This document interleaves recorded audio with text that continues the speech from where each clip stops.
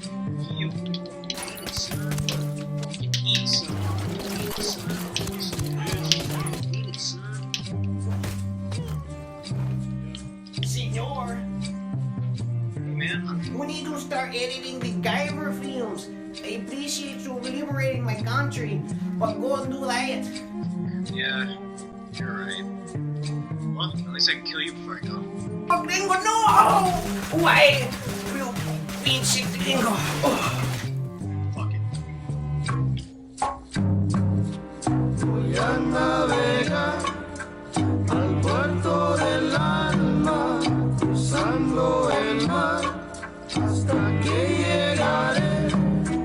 Voy a navegar al puerto del alma, cruzando el mar hasta que llegaré. That's a kill.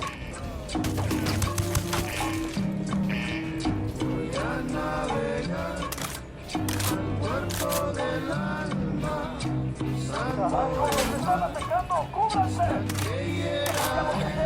A partir de la madre con todo. Vamos a enseñarles quién manda. ¡Disparen!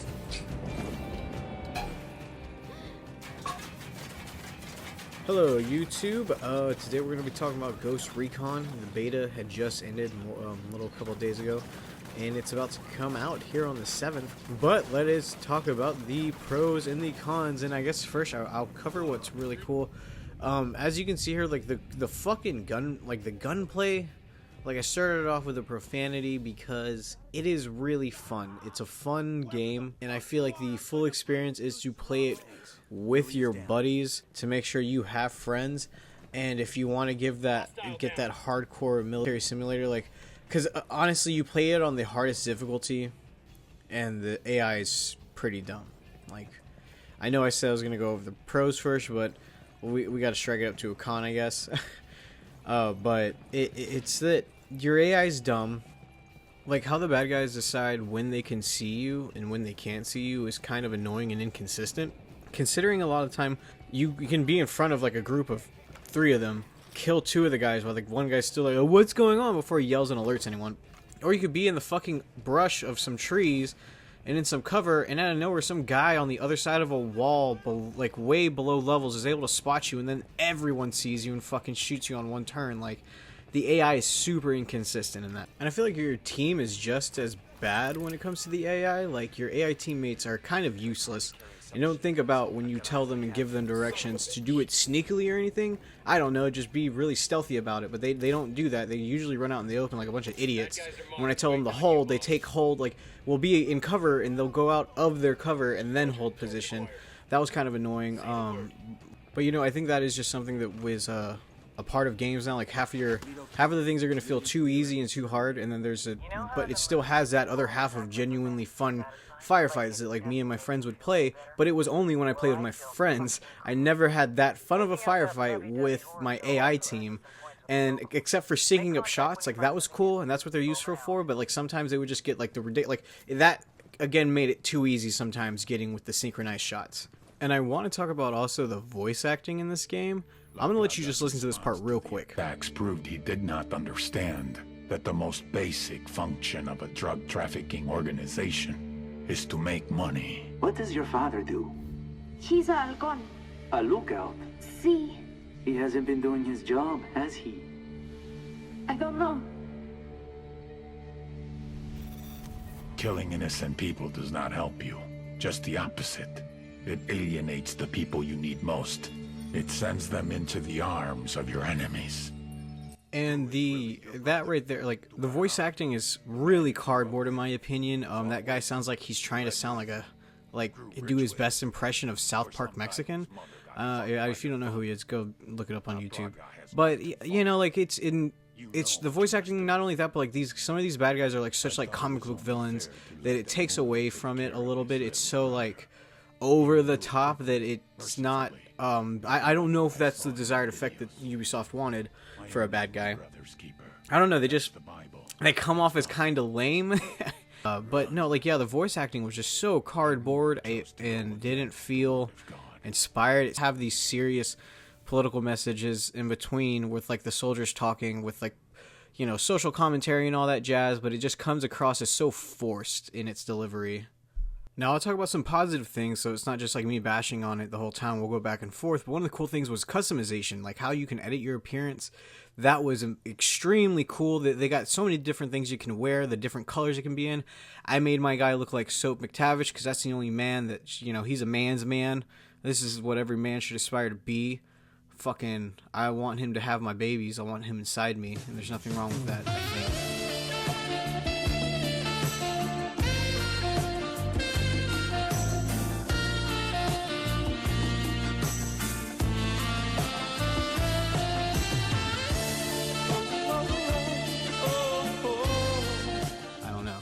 Gotta ask my wife first. But in all seriousness, the customization is really cool. It's super in-depth and fun. I like the different outfits you can put on and everything.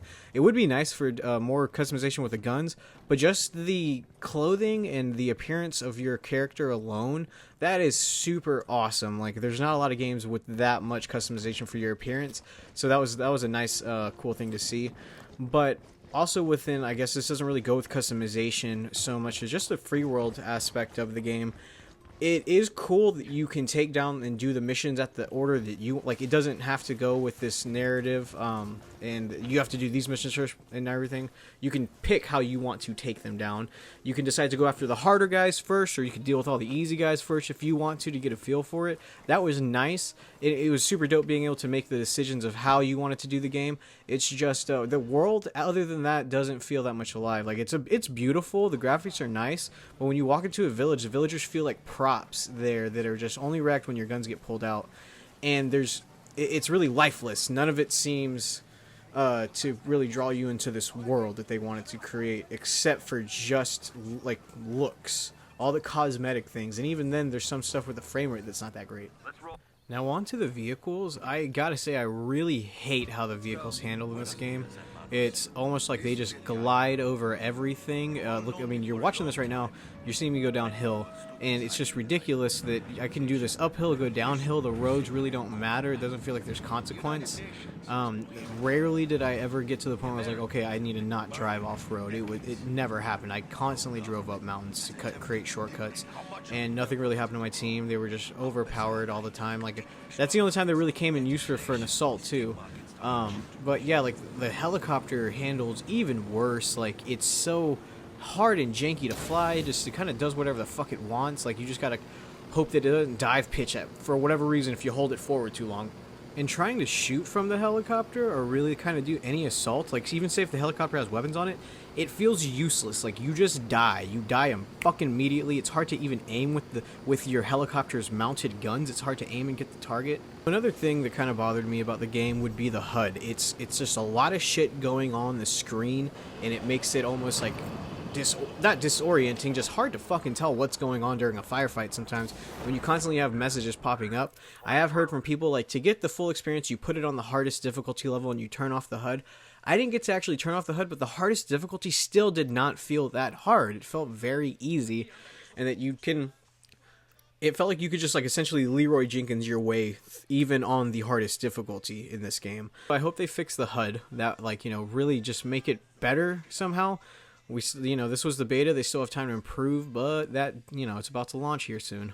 I would say still check out the game, just with a disclaimer, like, if you're gonna buy it, make sure you have friends to play with, or at least you know you can make a good squad of friends to play with online, because then you'd be at the mercy of hoping everybody kind of follows orders, or they're able to play as a team with you. And I think that if you kind of go in it by yourself, it's going to get a little boring. You're going to get frustrated with the AI team, or you're going to feel super overpowered in doing number of sync shots that they can just get unrealistically half the time. Still, I am really excited to see what they release on the 7th. I, for one, am still going to check out this game. I want to play it. I can't wait to see what it's going to be like. And if they did, in fact, fix some stuff, I hope this was able to help you if you were trying to decide if you want to get it or not. If you found this video helpful, go ahead and leave a like. Hit that like button. I hate begging for it, but I will. I'm not too proud to beg. But yeah, until next time, guys, I will catch you later. This is Operation Kingslayer. Listen up.